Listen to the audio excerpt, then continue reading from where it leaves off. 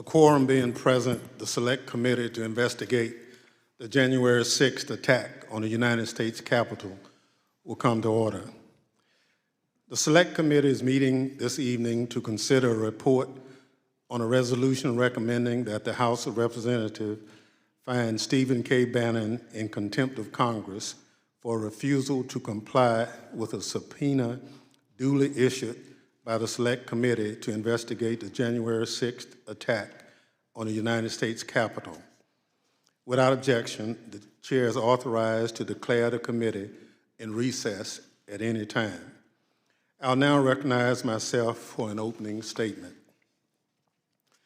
Let me start by saying that it gives me no joy that I've been forced to call this meeting. I think my colleagues feel the same way. The expectation of this committee is that all witnesses will cooperate with our investigation. Witnesses who have been subpoenaed have a legal obligation to do so. And when you think about what we are investigating, a violent attack on the seat of our democracy perpetrated by fellow citizens on our Constitution, an attempt to stop the certification of an election. It's shocking to me, shocking that anyone would not do anything in their power to assist our investigation. So it's a shame that Mr. Bannon has put us in this position, but we won't take no for an answer. We believe Mr. Bannon has information relevant to our probe, and we'll use the tools at our disposal to get that information.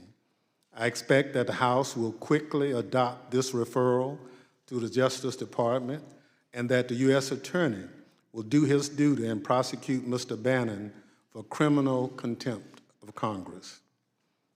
Our goal is simple. We want Mr. Bannon to answer our questions. We want him to turn over whatever records he possesses that are relevant to the Select Committee's investigation. The issue in front of us today is our ability to do our job. It's about fulfilling our responsibilities according to House Resolution 503 to provide the American people answers about what happened on January 6th and help ensure nothing like that day ever happens again. We fulfill our responsibilities by discovering the facts behind the January 6th attack so that Congress can consider legislation with a full understanding of the activities that led to an attack on Congress itself. I want to make it clear just how isolated Mr. Bannon is in his refusal to cooperate with the Select Committee. We've reached out to dozens of witnesses. We are taking in thousands of pages of records. We are conducting interviews on a steady basis. This is the shoe leather work of conducting a serious, focused investigation. It's not flashy, but it gets results.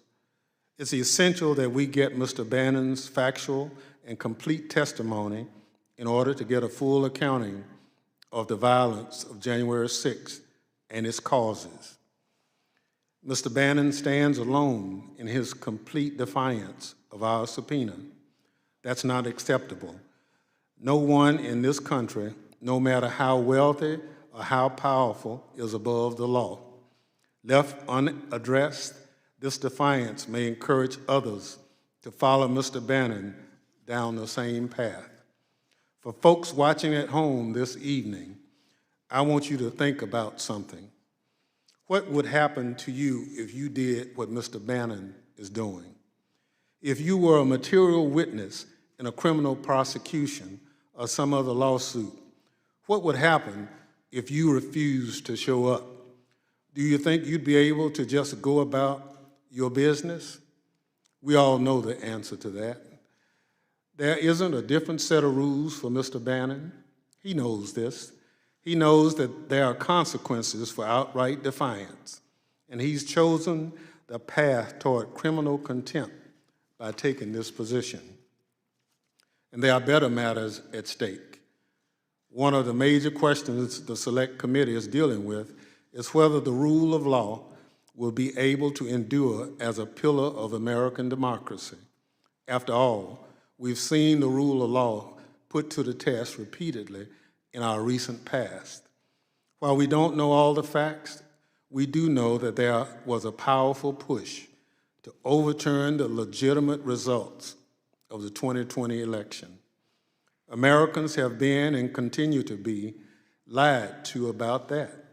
We know that ultimately there was a violent attack that interfered with the peaceful transfer of power from one president to another. We know that lies about the outcome of that election haven't gone away. And now we have a key witness who's flat out refusing to comply with a congressional subpoena and cooperate with our investigation. The rule of law remains under attack right now. If there are no accountability for these abuses, if there are different sets of rules for different types of people, then our democracy is in serious trouble. As chair of this committee, I won't allow further harm to the rule of law in the course of our work. Mr. Bannon will comply with our investigation, or he will face the consequences. Maybe he's willing to be a martyr to the disgraceful cause of whitewashing what happened on January 6th, or demonstrating his complete loyalty to the former president. So I want our witnesses to understand something very plainly. If you're thinking or following the path Mr. Bannon has gone down, you are on notice that this is what you'll face. The process we began tonight is a grave one. It seldom happens, and we'd rather avoid it altogether. But it's not reserved just for Steve Bannon. If other witnesses defy this committee, if they fail to cooperate, we will be back in this room with a new report with the names of whoever else mistakenly believes that they are above the law. We hope no other witnesses put themselves in the situation Mr. Bannon has through his own conduct, but we cannot allow anyone to stand in the way of the Select Committee as we work to get to the facts. The stakes are just too high. We won't be deterred, we won't be distracted, and we won't be delayed. I urge my colleagues to support the favorable adoption of this report. It's now my pleasure to yield to the distinguished Vice Chair, my friend, Ms. Cheney of Wyoming, for any statement she would care to offer. Thank you very much, Mr. Chairman. On January 6th, a mob breached the security perimeter of our Capitol, assaulted and injured more than 140 police officers, engaged in hand-to-hand violence over an extended period, and invaded and occupied the United States Capitol building, all in an effort to halt the lawful counting of electoral votes and reverse the results of the 2020 election. The day before this all occurred, on January 5th, Mr. Bannon publicly professed knowledge that, quote, all hell is going to break loose tomorrow, end quote. He forecast that the day would be, quote, extraordinarily different than what most Americans expected. He said to his listeners and his viewers, quote, so many people said, if I was in a revolution, I would be in Washington. Well, he said, this is your time in history. Based on the committee's investigation, it appears that Mr. Bannon had substantial advanced knowledge of the plans for January 6th, and likely had an important role in formulating those plans. Mr. Bannon was in the war room at the Willard on January 6th. He also appears to have detailed knowledge regarding the president's efforts to sell millions of Americans the fraud that the election was stolen. In the words of many who participated in the January 6th attack, the violence that day was in direct response to President Trump's repeated claims from election night through January 6th that he had won the election. The American people are entitled to Mr. Bannon's firsthand testimony about all of these relevant facts. But as the chairman noted, Mr. Bannon is refusing to provide it. Preserving our Constitution and the rule of law is a central purpose of this investigation. The plain fact here is that Mr. Bannon has no legal right to ignore the committee's lawful subpoena. So far, Mr. Bannon's excuse is that former President Trump wishes to invoke some form of executive privilege for a subset of the relevant topics. President Trump's direct communications with Mr. Bannon regarding the planning for January 6th. This information should not be subject to any privilege at all. And certainly, there is no basis for absolute or unqualified privilege for presidential communications. More important now, there is no conceivably applicable privilege that could shield Mr. Bannon from testimony on all of the many other topics identified in this committee's subpoena. Because he has categorically refused to appear, we have no choice but to seek consequences for Mr. Bannon's failure to comply. Those consequences are not just important for this investigation. They are important for all congressional investigations. Mr. Bannon's and Mr. Trump's privilege arguments do, however, appear to reveal one thing. They suggest that President Trump was personally involved in the planning and execution of January 6th, and this committee will get to the bottom of that. Let me add one further thought, principally from my Republican colleagues. We all agree that America is the greatest nation on the face of God's earth. Truth, justice, and our Constitution have made America great. Almost every one of my colleagues knows in your hearts that what happened on January 6th was profoundly wrong. You all know that there is no evidence of widespread election fraud sufficient to have changed the results of the election. You all know that the Dominion voting machines were not corrupted by a foreign power. You know these claims are false.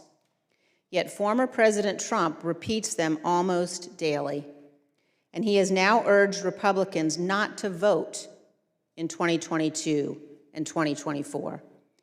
This is a prescription for national self-destruction.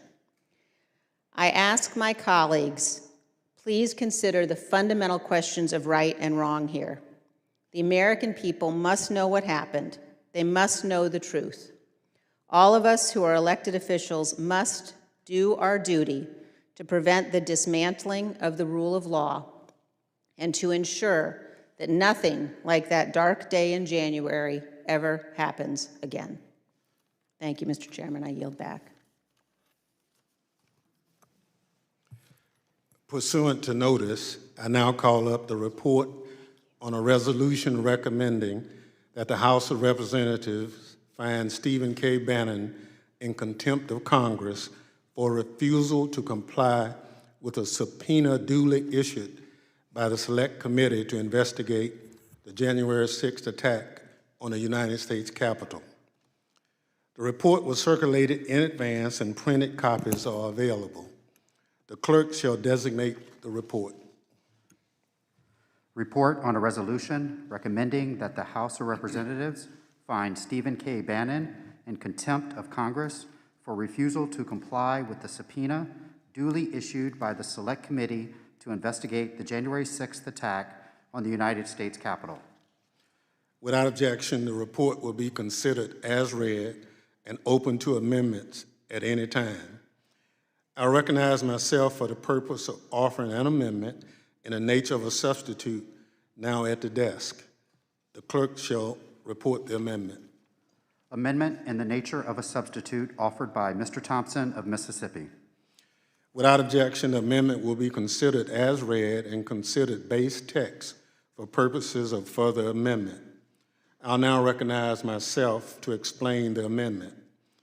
Yesterday evening, counsel to Mr. Bannon requested a one-week adjournment of our response to a letter I wrote on October 15th, which stated that Mr. Bannon's willful defiance of the Select Committee's subpoena would lead to tonight's hearing. Without objection, I included my October 15th letter in the record, as well as yesterday's letter from Robert J. Costello, Mr. Bannon's attorney. Mr. Bannon's attorney said they needed time to, quote, assess the Select Committee's request in light of litigation filed by former President Trump in the District of Columbia District Court yesterday. However, the former president's lawsuit is immaterial to Mr. Bannon's defiance of our lawful subpoena. I made that clear in a letter to Mr. Costello this morning. Without objections, my full letter is in the record.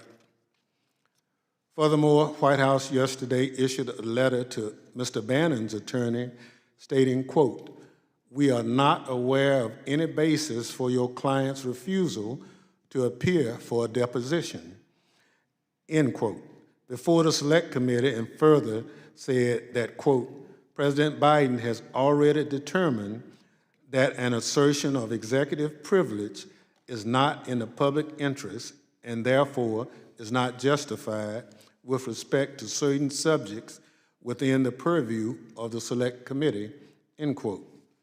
Without objection, I include the full White House letter in the record. This amendment, in the nature of a substitute, updates the report to reflect these developments, and it's now even clearer that Mr. Bannon has no lawful grounds not to comply with our subpoena. If there's no further debate, the question is on agreeing to the amendment in the nature of a substitute. Those in favor say aye. Aye. Those opposed say no. In opinion of the chairs, the ayes have it, and the amendment in the nature of a substitute is agreed to. I now recognize the Vice Chair, Ms. Cheney, for a motion. Mr. Chairman, I move that the committee favorably report to the House the committee's report on a resolution recommending that the House of Representatives find Stephen K. Bannon in contempt of Congress for refusal to comply with a subpoena duly issued by the Select Committee to investigate the January 6th attack on the United States Capitol, as amended. The question on the motion is favorably report to the House. Those in favor say aye. Aye. Aye. Those opposed, no. In opinion of the chairs, the ayes have it. Mr. Chairman, I request a recorded vote. A recorded vote is requested. The clerk will call the roll. Ms. Cheney? Aye. Ms. Lofgren? Yes. Ms. Lofgren? Aye. Mr. Schiff? Aye. Mr. Schiff? Aye. Mr. Aguilar? Aye. Mr. Aguilar? Aye. Mrs. Murphy? Aye.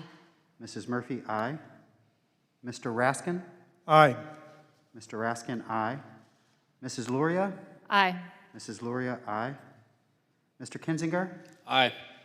Mr. Kinzinger? Aye. Has the chair recorded? Mr. Chairman, you are not recorded. I vote aye. Mr. Chairman, aye. The clerk will report the vote. Mr. Chairman, on this vote, there are 9 ayes, 0 noes. The motion is agreed to. The Vice Chair is recognized. Mr. Chairman, pursuant to Clause 2L of Rule 11, I request that members have 2 calendar days in which to file with the clerk of the committee supplemental or additional views on the measure ordered reported by the committee tonight. So ordered. Without objection, staff is authorized to make any necessary technical or conforming changes to the report to reflect the actions of the committee. There being no further business, without objection, the Select Committee stands adjourned.